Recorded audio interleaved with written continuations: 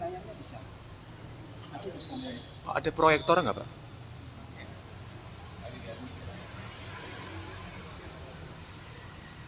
Bisa, tapi nanti akhiran.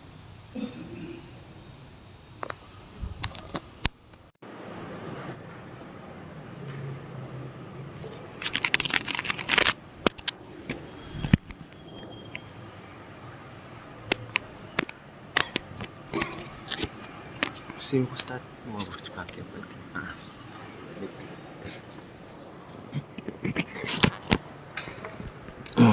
Cek cek cek. Cek cek.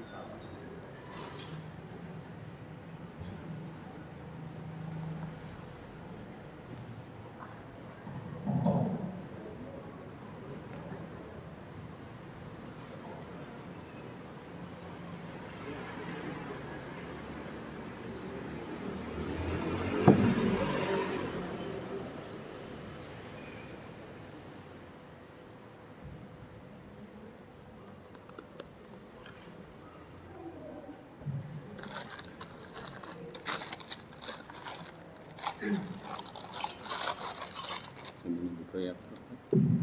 Sambil mulai aja nggak apa-apa. Sambil mulai aja.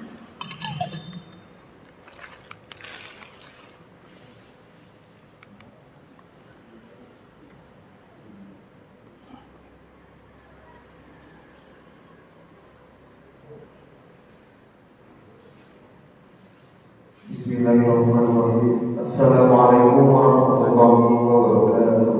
Waalaikumsalam warahmatullahi wabarakatuh. Yang terhormat Dewan Pembina, pengawas dan pengurus Yayasan Masjid Al-Fatah beserta jajarannya, serta wabil khusus seksi dakwah Masjid Al-Fatah, dan tentu saja bapak-bapak dan ibu-ibu jamaah salat subuh rahimahumullah. Alhamdulillahirabbil alamin wa bihi nasta'inu ala umuri dunya waddin wa ala alihi wa sahbihi ajma'in amma ba'du. Puji syukur marilah kita panjatkan kehadirat Allah Subhanahu wa taala karena berkat kasih sayangnya kita masih bisa menjalankan kewajiban kita, yaitu melaksanakan sholat subuh berjamaah di masjid yang kita cintai bersama Al-Fatah Al-Fatih. Salam selalu kita panjatkan kepada baginda Nabi besar kita, suri tauladan kita, yaitu Rasulullah SAW beserta para keluarga, para sahabat, tabi'in dan alim ulama, dan tentu saja yang hadir pada pagi hari ini. Semoga kita selalu menjalankan risalah-risalahnya dan mendapatkan syafaat di akhir hayat. Amin amin ya rabbal alamin. Baik, pada pagi hari ini dalam kajian Islam Ilmiah bersama Ustaz Nur Asyir yang alhamdulillah beliau sudah hadir di belakang kita. Selamat Ustaz. Assalamualaikum warahmatullahi wabarakatuh. Ya, waalaikumsalam warahmatullahi wabarakatuh. Pada pagi edisi kali ini itu 14 Januari akan ada sesi tanya di pagi para. Tanpa membawa waktu lebih lama lagi, saya langsung saja serahkan kepada Ustaz Nur Asyir dan kajian Islam Ilmiah pada mana dan kisah Barat Rasulullah. Langsung saja kepada waktu dan tempat seperti. Bismillahirrahmanirrahim. Assalamualaikum warahmatullahi wabarakatuh.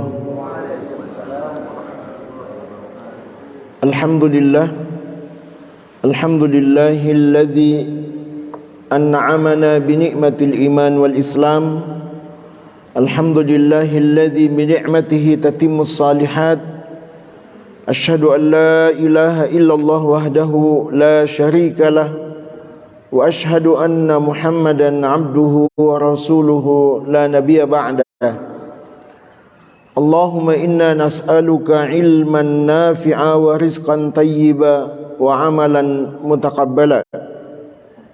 Jamaah subuh Masjid Al-Fattah yang dimuliakan Allah, alhamdulillah, rasa syukur kita yang menghadirkan kita ke tempat ini. Kekuatan syukur itulah kekuatan yang paling kuat untuk memotivasi kita untuk berkhidmat dalam Islam, mentaati Allah, mentaati Rasulnya, dan berbuat baik pada sesama, karena kita yakin semua nikmat Allah begitu banyak kepada kita. Maka dengan kekuatan nikmat yang Allah berikan itu kita syukuri dan kita manfaatkan dalam rangka ketaatan pula kepada Allah. Salawat dan salam bukti cinta kita kepada Rasulullah sallallahu alaihi wasallam.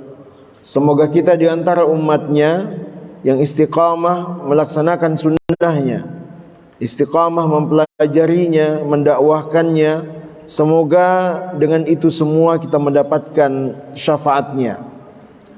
Jamaah subuh yang dimuliakan Allah, setidaknya ada dua fitnah ya, ada dua hal yang menjadi seolah-olah hal yang menghambat kita untuk mengkuduahi Rasulullah. Yang pertama, ada ungkapan itu kan Nabi, seolah-olah Nabi itu tidak bisa untuk kita contoh ya. Seolah-olah Nabi itu tidak bisa kita contoh.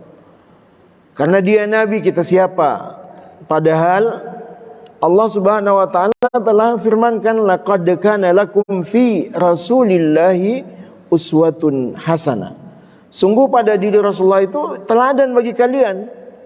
Bahkan ditanya Aisyah, bagaimana akhlaknya Rasulullah ya Aisyah? Kana khuluquhul Quran, kata Aisyah. Kalau Anda baca Al-Quran, maka itulah akhlaknya Rasulullah. Maka akhi fil azakumullah,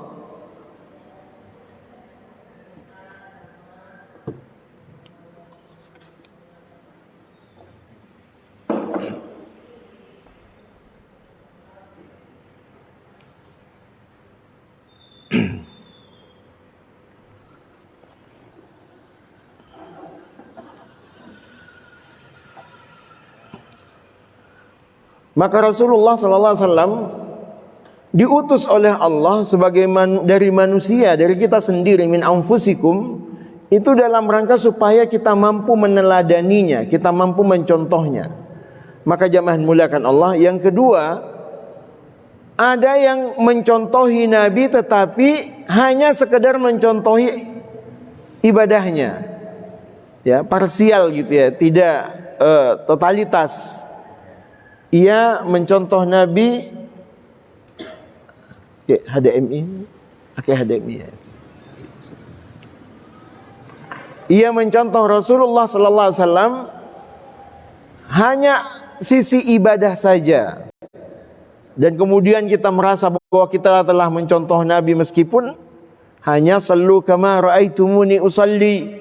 Kita contoh Nabi hanya sebatas salat. Bagaimana dengan yang lainnya? Bagaimana Nabi sebagai suami, bagaimana Nabi sebagai pemimpin, bagaimana Nabi sebagai pedagang, bagaimana Nabi sebagai ayah, sebagai sahabat, sebagai banyak sekali peran-peran yang dicontohkan oleh Rasulullah yang mesti menjadi patokan kita seperti apa semestinya hidup kita ini. Sebab Allah mengutus Rasulullah itu bukan sekedar hamilur risalah, ia pembawa risalah, tetapi ia sekaligus, inilah yang menjadi hal kadang-kadang begitu mudahnya kita bisa mencontoh Nabi kalau kita membenarkan apa yang dibawanya, kalau kita istiqamah mempelajari sunnahnya dan kita bertekad untuk mengamalkannya. Maka jemaah muliakan Allah, salah satu sisi yang akan kita bahas pada kesempatan ini adalah yaitu bab kesabaran ala Nabi. Bagaimana kita meneladani kesabaran Rasulullah sallallahu alaihi wasallam. Maka jemaah muliakan Allah, Sabar kita paling cerdas. Kalau menasihati orang sabar, ya, yang sabar. Tapi pas giliran kita kena masalah, belum tentu kita bisa sabar. Nah, bagaimana kita meneladani kesabaran Rasulullah SAW? Tadi kita sudah baca ayatnya Al-Ahzab ayat 21, bahwa semua apa yang dilakukan oleh Nabi begitu mudahnya bisa kita contohi. Ya, jangan sampai ada ungkapan lagi itu kan Nabi, kita siapa? Maka justru ia diutus kepada kita supaya kita mampu mencontohinya. Maka jamaah mulakan Allah. Kenapa kita harus membahas bab kesabaran Nabi ini? Sebab ungkapan Syekhul Islam Ibnu Taimiyah, beliau mengatakan mayoritas fitnah itu terjadi di muka bumi, ya. Di antara sebab terbesarnya adalah karena munculnya, berkurangnya sifat sabar pada diri kita. Berkurangnya sifat sabar itu yang menjadi muara dari semua fitnah. Ya. Berkurangnya sifat sabar, ya, ketidaksabaran kita itu yang menjadi sebab terjadinya fitnah. Ini ungkapan Syekhul Islam Ibnu Taimiyah. Nah, apa akibatnya kalau kita kurang sabar? Puncak ketidaksabaran kita itu kadang putus asa. Iya. Putus asa itu bahasa Arabnya tay'as, ya. Tay'asu. Makanya Allah katakan la tay'asu min rahmatillah. Jangan putus asa atas rahmat Allah. Ini orang yang putus asa itu kenapa jelek begitu, ya? Karena dia tidak merasa lagi bahwa Allah ada yang mencintainya. Ia tidak lagi merasa bahwa ada manusia yang menjadi sahabatnya untuk membantunya. Ia putus asa, ia menafikan ada peran Allah dalam kehidupannya. Ia menafikan ada sahabat-sahabatnya yang siap membantunya. Maka orang putus asa ini, ya, maka terjadilah yang kita sebut dengan bunuh diri. Masya Allah, ya. Setiap 40 detik itu pasti ada yang bunuh diri. Setiap 40 detik. Dalam 24 jam itu setiap 40 detik di dunia ini orang itu bunuh diri. Ya. Apa faktor penyebabnya banyak orang bunuh diri itu? Barusan bukan barusan, ya. Di minggu ini kita baca lagi-lagi terjadi dua sejoli yang mati berdua dengan meninggalkan surat wasiat. Lucunya surat wasiat itu diawali dengan Bismillahirrahmanirrahim. Jadi ternyata untuk bunuh diri pun mereka ucapkan Bismillah itu, ya. Ini bukan pada tempatnya gitu, ya. Kenapa orang Bismillah itu kok masih bisa nekat, ya, seperti itu? Meskipun mereka baca Bismillah, itu tidak membuat baiknya apa yang mereka lakukan. Ya, nggak mungkin ada orang mencuri dengan Bismillah kemudian pencurian itu tidak dosa, gitu, ya. Apalagi mau merampok dengan membaca doa Bismillah tawakkaltu 'alallahi la haula wala quwata illa billah, ya tetaplah merampok itu dosa meskipun diawali dengan doa. Nah, ini ada surat wasiat dari dua pasangan yang minum racun berdua ini. Mereka itu ternyata mengawali suratnya dengan Bismillah. Nah, yang paling banyak pemicu bunuh diri itu putus cinta atau cinta tak sampai, ya. Jadi pertama adalah putus cinta atau cinta tak sampai. Kalau enggak putus cinta, ada laki-laki fenomenal saat ini. Ingat, ya, tahu Pajar? Si Pajar itu yang dia pandai sekali mengekspresikan kesedihannya itu gara-gara putus cinta. Jadi terkenal, orang Gorontalo dia, ya, anak-anak biasa. Saat ini semua artis mau ngobrol sama dia, ya. Sad boy, ya, si Pajar ini. Gara-gara putus cinta, malahan dia memanfaatkan. Allah menjaga kita semua, insya Allah. Karena kalau kacamata iman menatap masa depan itu mudah. Apa kata Allah di dalam Al-Quran, bagaimana kita menatap masa depan kita? Kalau kita melihat masa depan, cukup ingat surah Al-Fussilat ayat 23. Kehebatan keutamaan orang istiqomah dalam kebaikan itu adalah alla takhafu wa la tahzanu. Depannya ia tidak sedih. Makanya meskipun ekonomi kita anjlok, tetapi bagi kita ada Allah yang senantiasa mencintai dan menjaga kita. Kemudian masalah krisis ya pendidikan, akhlak itu juga banyak. Dan lucunya yang paling banyak bunuh diri itu bukan perempuan. Yang paling banyak bunuh diri adalah laki-laki. Apa penyebabnya? Kok bisa laki-laki yang banyak bunuh diri itu? Akibat kurang sabar itu juga terjadilah emosi. Emosi ini, na'udzubillah ya, ia juga menjadi muara dari semua masalah. Karena emosi maka terjadilah pembunuhan. Karena emosi maka terjadilah tindakan kekerasan dalam rumah tangga. Ini kan akibat kurang sabar gitu ya. Sehingga karena kita kurang sabar maka kita menutupi hal itu dengan emosi kita.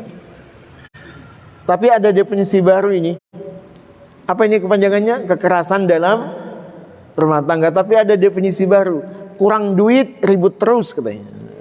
Jadi ada juga yang menyebabkan ricuhnya rumah tangga itu apa? Kurang duit, ribut terus ya. Itu juga masalah itu. Kemudian segala bentuk kriminal itu terjadi karena kekurang sabaran kita gitu. Jadi semua tindak kriminal itu karena kurang sabar. Nah, kenapa kita penting membahasnya? Bukan semata-mata akibatnya yang fatal kalau kita nggak sabar, tapi keutamaannya yang luar biasa kalau kita mampu bersabar. Orang yang mampu bersabar itu, ia akan mendatangkan keberkahan yang sempurna baginya. Jadi sabar itu akan mendatangkan keberkahan yang sempurna. Kenapa? Pertama, orang yang sabar itu Allah akan mencintainya. Innallaha yuhibbus sabirin. Allah itu mencintai orang-orang yang sabar. Kalau sudah Allah mencintai kita, cinta siapa lagi yang kita harapkan? Kalau Allah sudah mencintai kita, cinta siapa lagi yang kita harapkan? Cinta manusia itu kadang-kadang mengecewakan. Ingat manusia, belum tentu dia ingat kita. Masya Allah ya. Kita nangis-nangis kangen sama istri, ternyata istri kita lagi ngerujak sama bestinya gitu. Ada istri kangen sama suaminya, suaminya juga lagi asik ngopi di kafe sama teman-temannya. Tapi kalau Allah, apa kata Allah? Fazkuruni azkurukum. Kalau engkau ingat aku pasti ingat kamu, kata Allah. Maka tidak ada lagi yang paling membuat kita tenang ini kecuali kita merasa bahwa Allah mencintai kita. Itulah yang menyebabkan kenapa Nabi Ayub itu mampu bersabar dengan sakit yang ia derita. Kenapa Nabi Ayub itu kemudian kuat menghadapi ujian hidupnya. Ketika ia berdoa kepada Allah, qad massani ad-durru wa anta arhamur rahimin. Ya Allah, aku sakit ya Allah, tapi aku tahu Engkau sayang dan cinta padaku. Masya Allah ya. Pernah kita bilang begitu kalau sakit, ya Allah, aku sakit ya Allah, tapi aku yakin Engkau sayang dan cinta padaku. Tidak pernah sakit yang diderita oleh Nabi Ayub itu membuat ia kemudian tidak sabar. Kenapa? Kekuatan cinta yang ia rasakan dalam hidupnya ya, yang Allah berikan kepadanya, itulah yang membuat ia bisa tenang menghadapi setiap masalah yang ia hadapi. Apapun yang terjadi asal Engkau sayang padaku ya Allah, maka segalanya is okay. Ya. Nah, orang yang sabar itu akan dicintai oleh Allah. Orang yang sabar menjadi orang yang paling beruntung. Jadi kesabaran itu mendatangkan keberuntungan. Kenapa? Karena kesabaran inilah yang mendatangkan pahala. Ada orang buruk pada kita, sebenarnya sedang mentransfer pahala pada kita.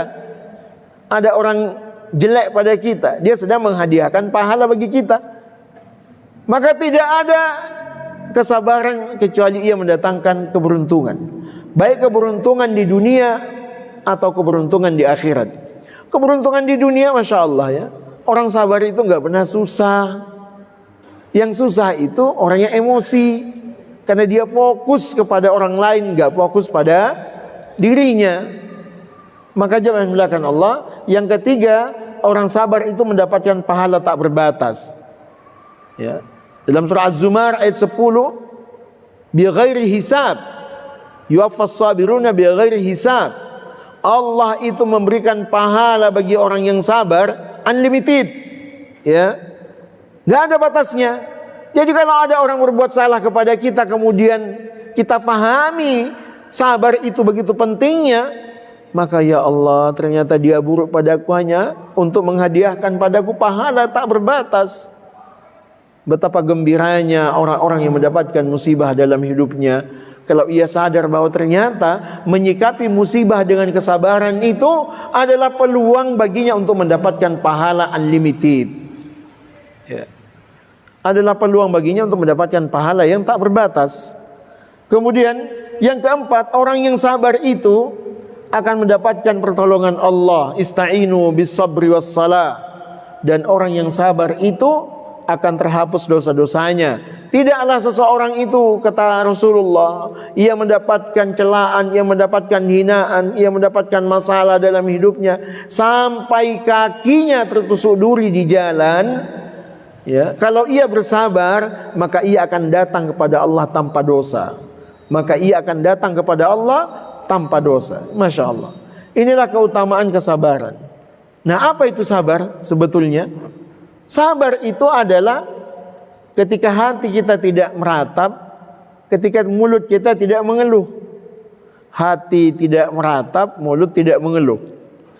Kira-kira kalau ini definisi sabar, kita sabar apa enggak ya? Saya sabar sih Ustaz, tapi gimana ya? Bahasa kita ini bilang sabar, tapi ngaku aja, realitanya enggak. Ya, kita masih mengeluh, kita masih meratap gitu ya. Kita masih nyimpan dendam. Itu bukan orang sabar. Orang sabar itu hatinya tidak meratap, mulutnya tidak mengeluh. Kenapa? Dia ridho. Dia ridha dengan apa yang Allah tetapkan kepadanya. Karena ia yakin apa yang dia inginkan belum tentu baik, tapi apa yang Allah tetapkan itu sudah pasti baik. Asa an tuhibbu syai'an fahuwa syarrul lakum wa asa an takrahu syai'an fahuwa khairul lakum. Ya, betapa banyak sesuatu yang kalian suka padahal itu enggak baik bagimu, dan betapa banyak yang kamu anggap tidak baik padahal itu kamu anggap itu kamu benci, kamu tidak sukai padahal itu baik bagimu. Maka Allah sampaikan itu dalam surah Al-Baqarah. Betapa banyak sesuatu yang kamu tidak sukai padahal itu baik bagimu, dan betapa banyak yang kamu benci, ya, yang betapa banyak yang kamu benci padahal itu baik bagimu. Nah, akhirnya jazakumullah. Sabar itu ada berapa? Ada 3. Yang pertama, sabar dari maksiat. Ini yang paling berat ini. Karena tabiat manusia itu selalu mengundang syahwat kita. Tabiat manusia itu selalu ia ingin mengulang-ulang sesuatu yang pernah dia lakukan, meskipun itu sebuah kesalahan. Cenderung kepada nafsu. Fa'alhamaha fujuraha wa taqwaha. Yang paling berat di dalam hidup kita itu adalah meninggalkan sifat-sifat buruk kita. Yang paling berat dalam hidup kita itu meninggalkan kebiasaan-kebiasaan buruk kita. Meskipun ibadah kita, kebaikan kita sudah menambah, belum tentu kita bisa meninggalkan keburukan kita. Meskipun kebaikan kita sudah begitu mudahnya kita lakukan, kita sudah sholat, kita sudah ini, kita sudah hijrah, belum tentu itu semuanya kita bisa meninggalkan kebiasaan-kebiasaan buruk kita. Maka bersabar untuk tidak melakukan apa yang Allah tidak sukai bersabar untuk tidak melakukan kemaksiatan yang pernah kita lakukan, maka itulah yang menjadi tingkat kesabaran yang paling tinggi. Ya, sabar dari maksiat yang diperbuat lisan dan kemaluan adalah bentuk sabar yang paling berat, karena kecenderungan syahwat paling besar padanya dan mudah melakukannya. Kemudian sabar dalam ketaatan. Sabar dalam ketaatan. Ini tingkatan sabar yang kedua. Ya. Menahan diri dari berkeluh kesah. Ya, kadang-kadang kita ini datang ke masjid, pada kemana nih orang? Ya, kok cuma segini yang ke masjid? Nah, hati-hati ya. Loh, kita itu diperintah ke masjid bukan untuk menghitung-hitung orang kok sedikit. Kadang-kadang kita mengeluh. Ya, hujan lagi. Kalau panas, panas lagi. Maunya apa? Kalau hujan pingin panas, kalau panas pingin hujan. Kalau sepi pingin rame, kalau rame pingin sepi. Ada ini. Nah, yang terakhir adalah sabar menghadapi musibah. Jadi level sabar yang ketiga adalah yang paling mudah. Jadi kesabaran yang paling mudah itu menghadapi masalah, menghadapi musibah. Ini sabar yang paling mudah. Sedangkan sabar yang paling sulit meninggalkan kemaksiatan. Dan sabar yang level middle itu adalah bersabar dalam ketaatan. Nah, jamaah yang dimuliakan Allah, di dalam surah Az-Zumar ayat 10 Allah katakan, innama yuwaffas sabiruna ajrahu bighairi hisab. Yang berbatas itu bukan sabar, tetapi yang berbatas itu adalah pahala sabar. Sebagaimana firman Allah dalam ayat ini, pahala tanpa batas adalah kesabaran kita. Maka akhirnya jazakumullah, bagaimana kesabarannya Rasulullah sallallahu alaihi wasallam? Ya, bagaimana kesabarannya Nabi? Ya, ini yang harus menjadi rujukan kita, yang menjadi patokan kita. Yang pertama, Rasulullah sallallahu alaihi wasallam dilahirkan dalam kondisi yatim. Usia beliau baru, ya, ibunya 6 bulan mengandungnya, ayahnya sudah meninggal dunia. Kemudian ketika ibunya mengajak beliau untuk ziarah ke makam ayahnya, ke Abwa, maka kemudian ibunya meninggal di usia beliau 6 tahun. Jadi Rasulullah ini ujian berat dalam hidupnya itu sejak awal, sejak kecil. Ia dilahirkan dalam kondisi yatim, ya, kemudian menjadi yatim piatu karena ibunya juga meninggal. Ia diasuh oleh pamannya sampai usia 8 tahun. Meninggal kakeknya usia 8 tahun.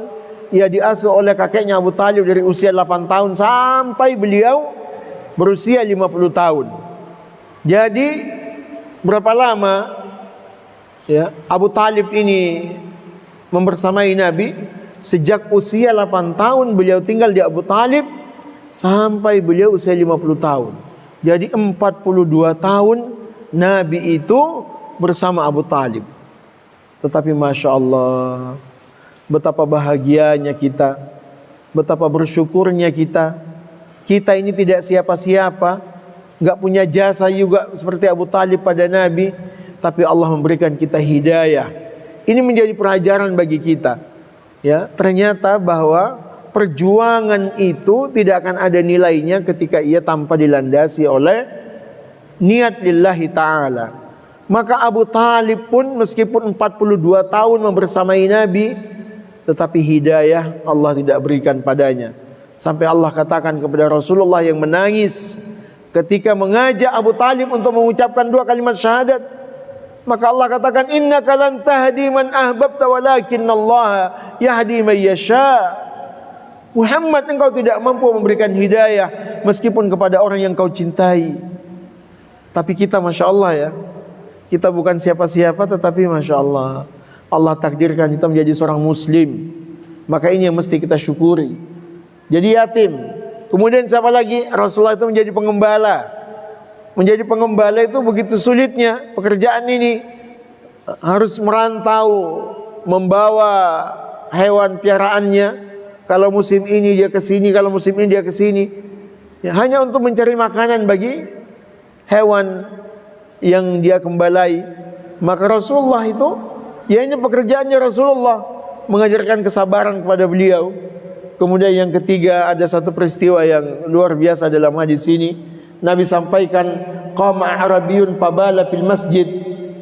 Ada seorang badui, kemudian dia berdiri dan kencing di masjid. Coba bayangkan, tahu-tahu ada orang masuk, tahu-tahu kencing di situ. Ya. Ini bukan anak-anak ini, bapak-bapak. Ya. Apa kata Nabi ketika badui itu kencing di masjid? Fatanawalahu an-nasu faqala lahum an-nabi sallallahu alaihi wasallam da'uhu wa hariqu ala baulihi sajla mimma aw dhanuban mimma fa innama buistum ya muyassirin. Seorang Arab Badui berdiri dan kencing di masjid, maka para sahabat ingin mengusirnya. Nabi SAW bersabda kepada mereka, biarkan dia. Nah, kalau ada yang kencing, ya, kalau di stop tambah kemana-mana kencingnya. Nah, lebih baik kalau dia kencing, ada suruh kencing dulu, habiskan. Jadi kalau ada yang loh, kok kencing di situ, tambah antum begitu, tambah kemana-mana itu kencingnya. Ya, lebih baik sudahlah kalau kencing ada, habiskan kencingmu. Ya, biar itu saja yang kena.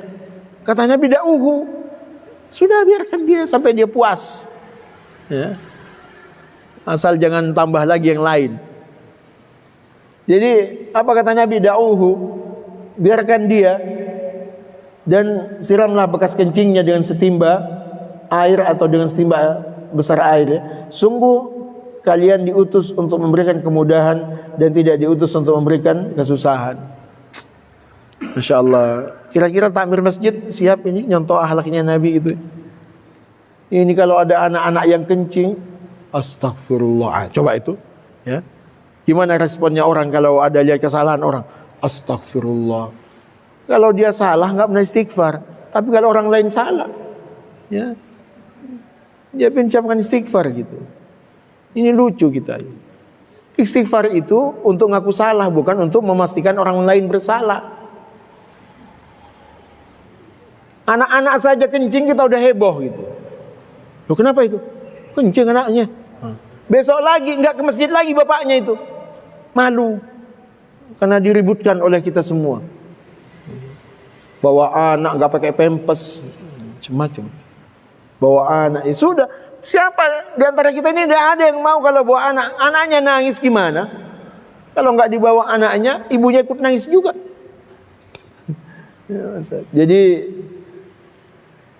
kencing di masjid. Kemudiannya apa lagi? Ada badui datang pada Nabi, kemudian ia meminta sedekah. Bagikan aku ya Rasulullah itu harta yang ada padamu itu. Tapi bukan begitu caranya. Dia tarik ujung sorban Nabi, langsung berbekas merah di leher Nabi. Kalau bahasa kita ini malak ini. Kalau di Jakarta itu di setiap perempatan ada Pak Ogah. Nah ini bukan minta ini, tapi dipalak ya. Jadi Rasulullah itu ditodong, tapi caranya itu sorban Nabi dia tarik sampai merah oleh kerasnya tarikannya itu. Selendangnya Rasulullah. Kemudian apalagi kesabaran Nabi. Ada pemuda datang pada Nabi, ya Rasulullah aku ingin berzina. Nah, coba bayangkan kalau ada orang datang pada antum, Ustaz mohon izin. Apa dek? Ya saya mau ke Sanur. Oh, bagus itu. Sanur itu bagus, Pertasari, pantainya bagus. Bukan itu Pak Ustaz. Ke Danau Tempe. Nah. Ya. Coba. Ustaz kok tahu? Saya terus pengajian subuh di sana. Ya. Jadi apa respon kita kalau ada yang begitu? Ya. Kamu ini setan, kamu ini masa gitu kan? Tapi apa Nabi? Kata Nabi, ta'ala. Sini. Lalu oleh Nabi. Nah, kalau manggil anak muda jangan dihadapkan ke depanmu. Nabi itu kalau manggil anak muda taruh ke sampingnya, ditepuk-tepuk bahunya. Masya Allah. Mas, kata Rasulullah, Gimana pendapatmu? Jika saat ini ada orang yang ingin izin padamu untuk menzinai ibumu. Aku bunuh dia ya Rasulullah. Oh iya. Gimana pendapatmu? Kalau saat ini ada orang yang izin mau menzinai kakakmu. Hah? Aku bunuh. Gitu ya. Gimana pendapatmu kata Nabi? Kalau ada orang izin padamu untuk membunuh adikmu, adik perempuanmu. Aku bunuh. Nah begitu pula untuk menahan nafsunya sampai wafat pemuda itu tidak pernah lagi berbuat maksiat. Ya, ini buah kesabaran Rasulullah. Ini yang heboh ini, kesabaran Nabi kepada istrinya. Coba kita ini sama istri sabar apa enggak ya? Tahu-tahu datang perempuan, assalamualaikum, membawa piring banyak jajannya dari istri Nabi yang lain. Saat itu Nabi sedang berada di rumahnya Aisyah. Tahu Aisyah keluar, nanya, dari mana ini makanan? Dari istri ini, dari istri Nabi yang lain. Diambil piring itu, plak, makanannya ya sudah kemana-mana, piringnya sudah pecah. Kira-kira kalau istri antum melakukan itu di depan tamu, apa respon antum? Ya. Paling antum katakan langsung talak 3. Ya. Abu Bakar berdiri ingin menahan atau ingin memukul Aisyah. Kata Rasul, jangan, stop.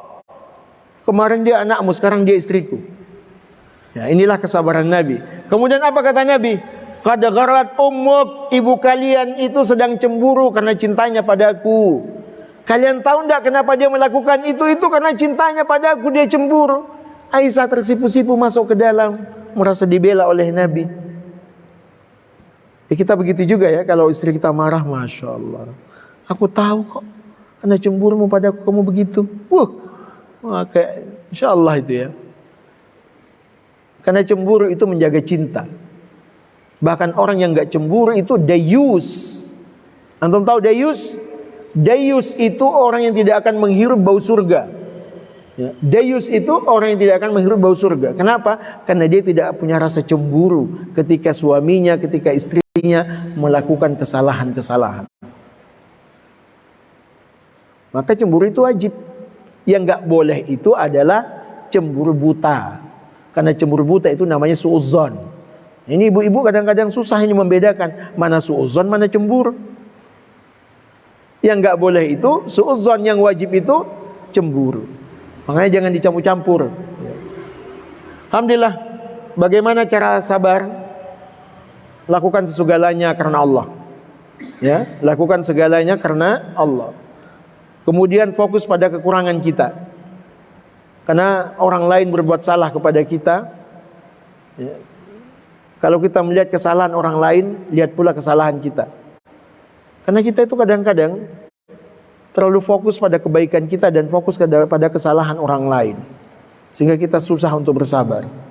Mengingat nikmat Allah begitu banyak pada kita, kuatkan ibadah, kuatkan belajar ilmu, perbanyak teman-teman baik, dan selalu husnuzonlah pada Allah.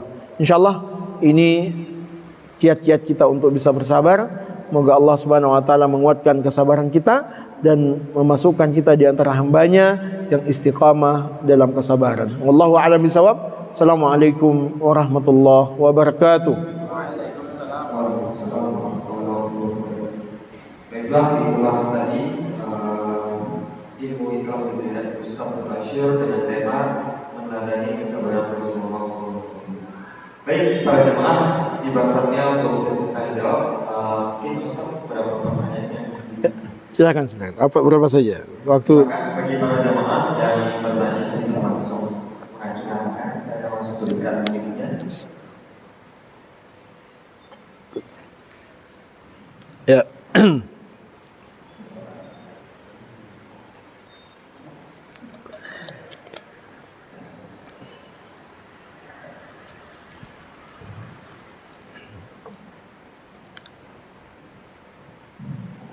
Assalamualaikum Assalamualaikum warahmatullahi wabarakatuh. Waalaikumsalam warahmatullahi wabarakatuh. Ustaz, tadi kita ditampilkan bahwa berbagai macam kesabaran dari Rasulullah SAW. Tapi kita juga tahu beberapa kisah Nabi dalam kondisi tertentu tanpa jeda waktu, dia seakan-akan memperlihatkan kemarahannya. Iya. Nah, apa perbedaan kondisi itu terhadap bagaimana kita bersikap terhadap sabar? Iya. Ya, demikian. Assalamualaikum warahmatullahi wabarakatuh. Waalaikumsalam warahmatullahi wabarakatuh. Salah satu nabi yang kemudian menjadi oposisi, menjadi oposisi pada pemerintah, itu namanya Nabi Musa.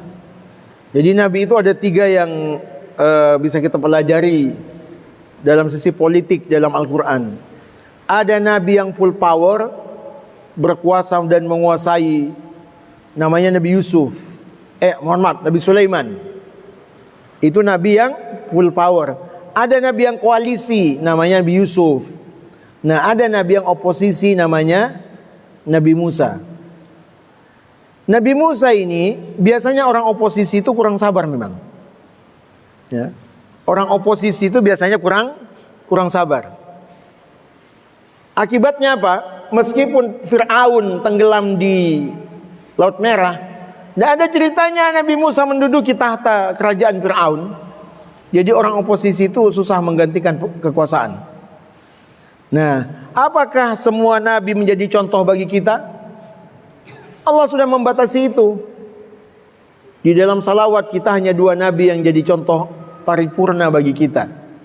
Nabi Muhammad sallallahu alaihi wasallam dan Nabiullah Ibrahim. Nabi-nabi yang lain, ya, itu menjadi pelajaran bagi kita. Ya.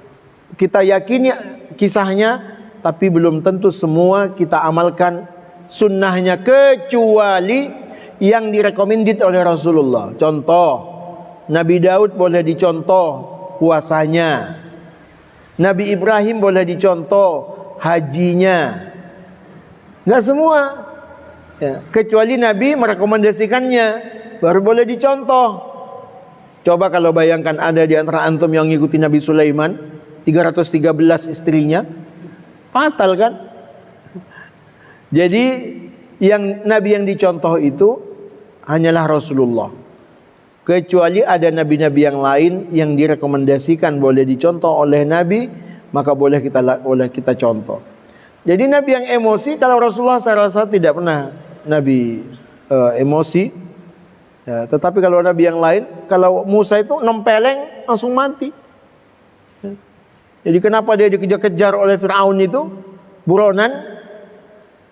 Karena memang orang oposisi itu nggak pernah ada di satu tempat. Dia merantau ke ini, bangun kekuatan melalui jalur yang tidak resmi. Dia nggak mungkin masuk partai orang oposisi itu. Kalaupun dia masuk partai, maka dia akan oposisi dengan pemerintah. Nah, tapi Nabi Yusuf, dia koalisi. Akhirnya ia pun menduduki tahta kekuasaan. Meskipun awalnya ia dipenjara, tapi ia kemudian koalisi dan mampu menguasai kekuasaan yang awalnya memenjarakan dia. Itu terjadi di negara kita, di negara tetangga kita. Saat ini Perdana Menterinya siapa? Dato Anwar Ibrahim. Dulu beliau dipenjara oleh rezim, oleh penguasa lah, bukan ya, oleh penguasa saat itu. Masya Allah. Jadi akhi, nabi yang lain tidak semuanya kita contoh. Hanya kita yakini dan kita pelajari, tetapi tidak boleh kita contoh, kecuali Rasulullah. Wallahu a'lam. Terima kasih atas jawabannya, Ustaz. Puas jawaban kita bagi para jemaah yang bertanya. Satu pertanyaan lagi.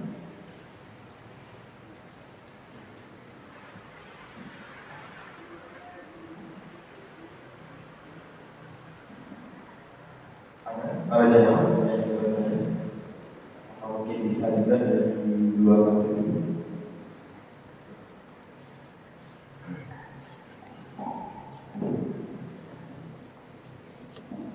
Assalamualaikum warahmatullahi wabarakatuh. Waalaikumsalam warahmatullahi wabarakatuh. Saya mau bertanya, kebetulan saya memiliki seorang ayah yang masih tertutup hatinya, masih seorang non muslim, dan itu ayah saya beberapa kali sering menunjukkan sifat yang buruk pada saya. Jadi kadang-kadang saya tak tahu saya melakukan apa. Kayak saya bingung, saya ingin nasihati juga percuma, misalnya kadang-kadang takut, ada rasa takut dalam diri saya berhadapan sama bapak saya.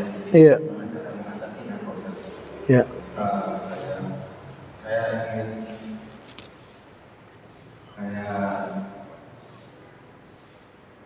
kayak sepertinya ya, kalau saya sering menunjukkan sifat jeleknya, tapi kadang-kadang ada baiknya. Iya. Jadi sifat jelek itu yang bikin saya rasanya saya tidak suka. Iya, iya. Saya bagaimana saya harus menanggapi yang tersebut, Ustaz? Iya. Jadi saya Assalamualaikum warahmatullahi wabarakatuh. Waalaikumsalam warahmatullahi wabarakatuh. Yang pertama, kita buka di dalam Al-Quran surah Al-Furqan ayat 22. Mohon maaf, ayat 20 ya. Al-Furqan ayat 20, Allah berfirman bahwa siapapun dirimu, sebaik apapun dirimu, tetap akan jadi ujian bagi yang lain. Dan sebaik apapun orang lain, tetap akan jadi ujian bagimu. Artinya kita ini, sesama kita ini pasti akan menjadi ujian bagi yang lain. Sampai kapanpun yang namanya manusia itu, ia akan punya sifat buruk dan sifat jelek. Fa'alhamaha fujuraha wa taqwaha. Bagaimana kalau kejelekan itu ada pada bapak kita? Meskipun dia non muslim, tetap wajib kita untuk taat kepadanya. Ya. Tetap wajib untuk lemah lembut padanya. Tetap wajib untuk sabar atas keburukannya. Meskipun dia beda agama dengan kita. Apa contohnya? Fir'aun. Idhaba, kata Allah pada dia, berangkatlah kamu berdua, Harun dan Musa, kepada Fir'aun, wa qul qawlan layyinan, dan bicaralah dengannya dengan lemah lembut. Ya, coba bayangkan, sejahat Fir'aun pun orang tua kita, maka tetap wajib kita untuk bicara lemah lembut. Begitulah Islam. Kenapa Nabi Musa diperintahkan kepada Fir'aun untuk lemah lembut bicara? Karena Fir'aun itu mantan ayah angkatnya Nabi Musa. Ke ayah angkat saja kita mesti begitu, apalagi kepada ayah kandung kita. Ya. Jadi nggak ada alasan bagi kita untuk tidak bersabar dengan kekurangannya. Tidak ada alasan kita untuk emosi dengan kekurangannya. Tetap kita nikmati kebaikannya dan tetap kita sabari keburukannya. Tetap kita syukuri kebaikannya, tetap kita sabari keburukannya. Itulah sikap seorang muslim.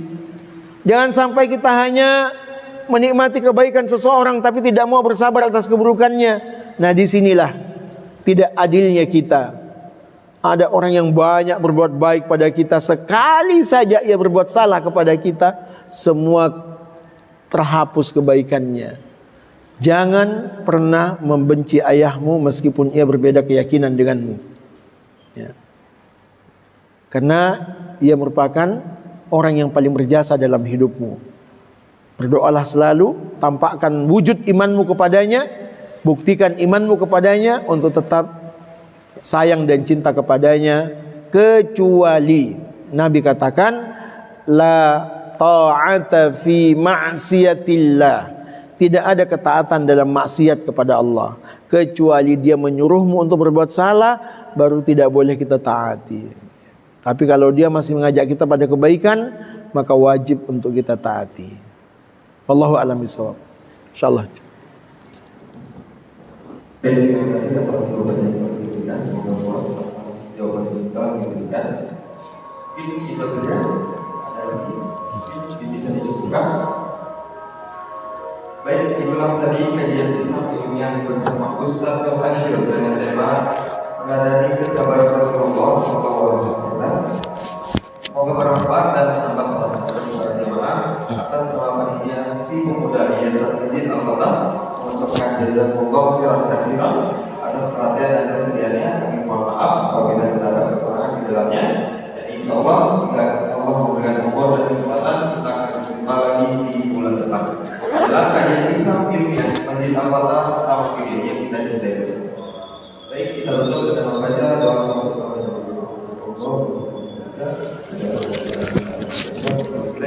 Assalamualaikum warahmatullahi wabarakatuh.